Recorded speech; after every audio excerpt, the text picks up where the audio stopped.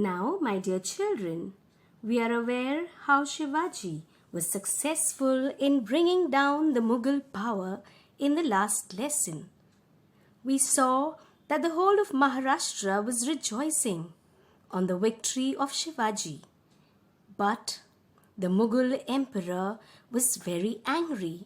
Now in this lesson, the siege of Purandar and the treaty with the Mughal emperor, let us see what happens and why Shivaji had to sign the treaty with the Mughal emperor. Raid on Surat. Now after the victory of Shivaji, he did not sit quiet. Now Aurangzeb's troops were all over Maharashtra, and at that time Shivaji was a very brave man and he carried out a raid on Surat. Now Surat was a place which was far away from Pune, but Shivaji thought of doing this daring act. Surat was a great center of trade in the Mughal Empire, and it was a very rich city. Now Shivaji went to this place and he raided the place successfully, and from there he bought a booty worth lakhs of rupees. Now what is a booty? It is, especially in war, the people seize all the valuable goods from that place and they carry it along with them. Shivaji too did the same thing, but he was a very good man. He did not touch any of the holy places like the churches and the mosques. He also did not do anything to disrespect the women.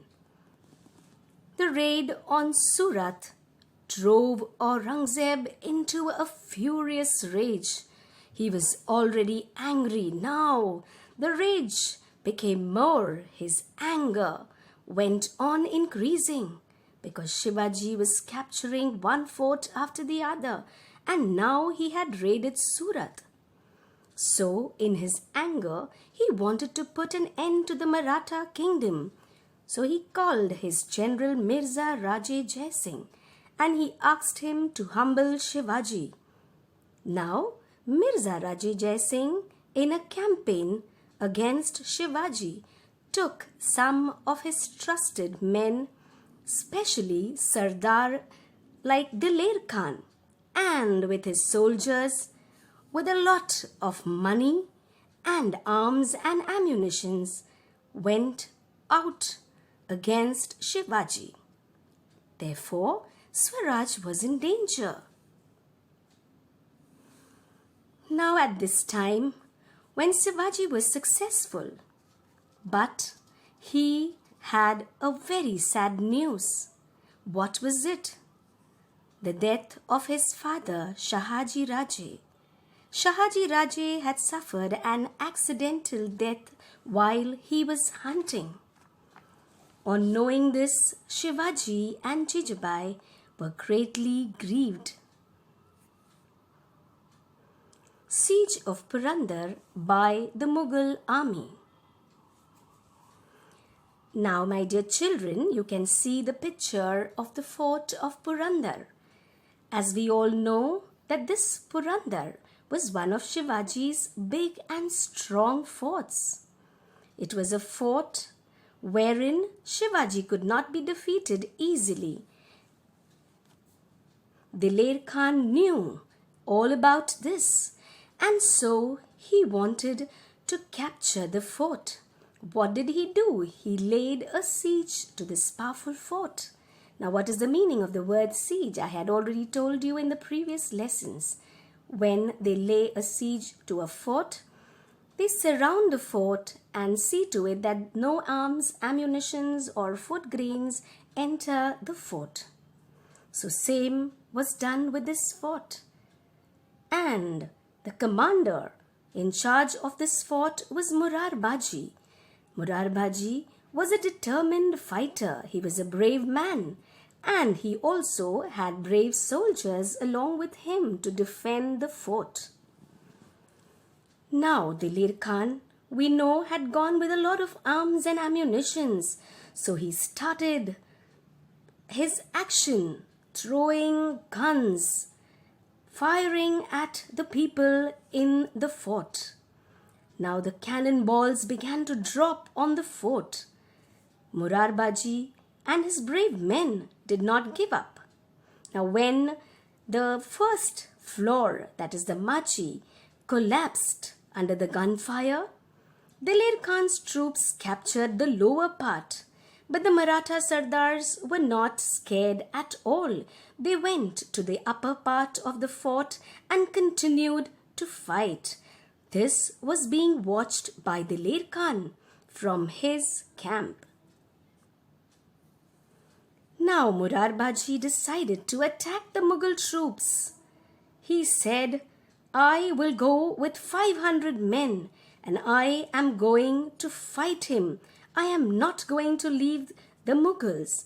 And so shouting their war cry, Har Har Mahadev, he along with the Mavlas went into the Mughal troops, fighting with great bravery.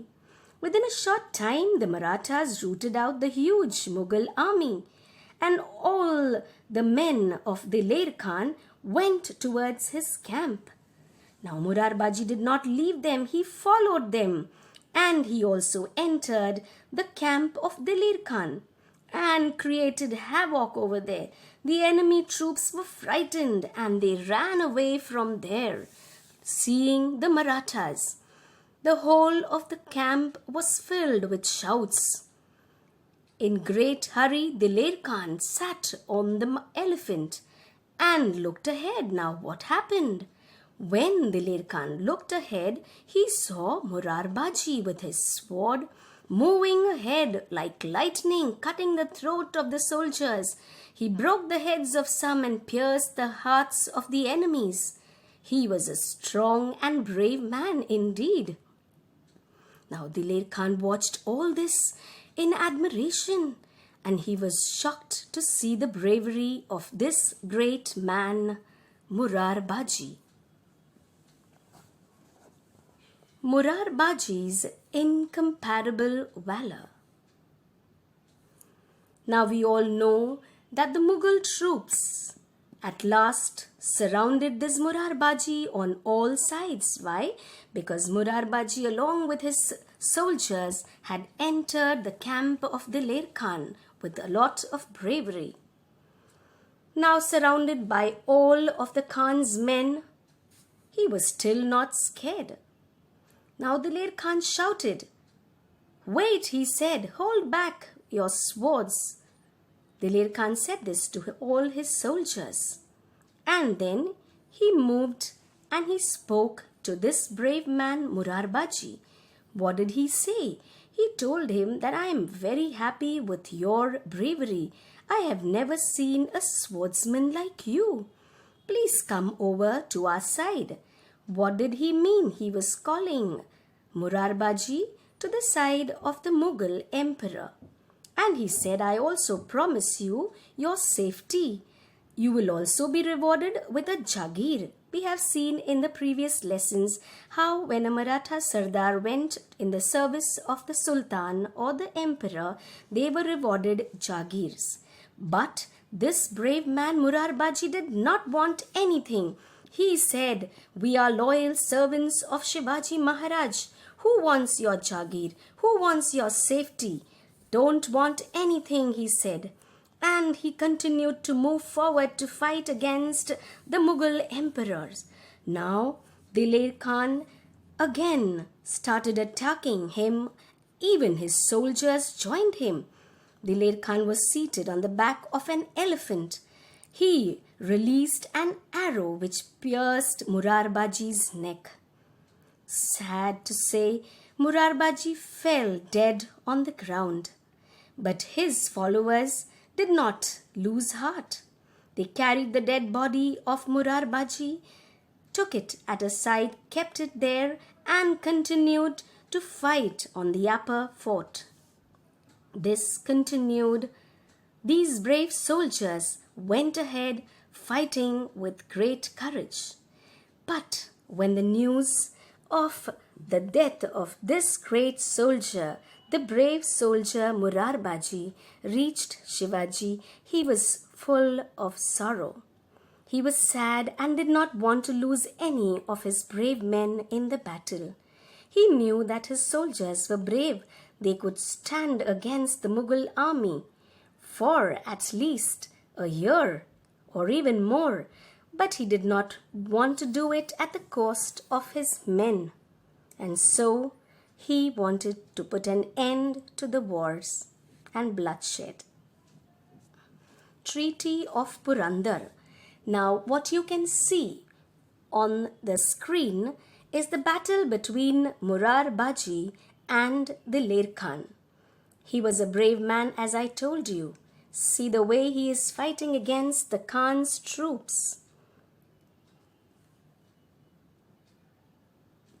We have the Treaty of Purandar.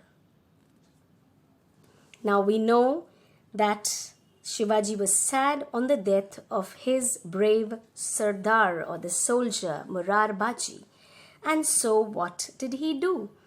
He wanted to end with all the wars and fights, and so he decided to sign a treaty with the Mughal emperor. He went and met Jai Singh. This was a very sensible and statesmanlike thing to do. Now this Mirza Raje Jai Singh was a Rajput. He told him that you understand our suffering. The emperor's campaign all over Maharashtra has brought a lot of agony, suffering among the people. And you know that I wanted to establish Swaraj to make the people happy, but they are not. And so he said, if you will join hands with me, myself and my Mavlas will be your trusted followers. Now Jai Singh was a very shrewd diplomat. He thought for a while and he asked Shivaji to sign the treaty of peace with the emperor. Now Shivaji also wanted to have peace, and so he decided to sign the treaty of peace with the Mughal emperor. According to the treaty, Shivaji had to give 23 forts and a territory with a revenue of 4 lakh khans. Now the Treaty of Purandar was signed in 1665. Now after the treaty was signed, what happened? Mirza Raje Jai Singh suggested to Shivaji that he should go to Agra and meet the emperor. Now Shivaji knew that it was not safe. Shivaji also knew that the emperor could not be trusted. But he still decided to take the risk and face the situation. So he informed Mirza Raje Jai Singh that he was willing to go to Agra and meet the emperor. With this, we come to the end of this lesson. Thank you.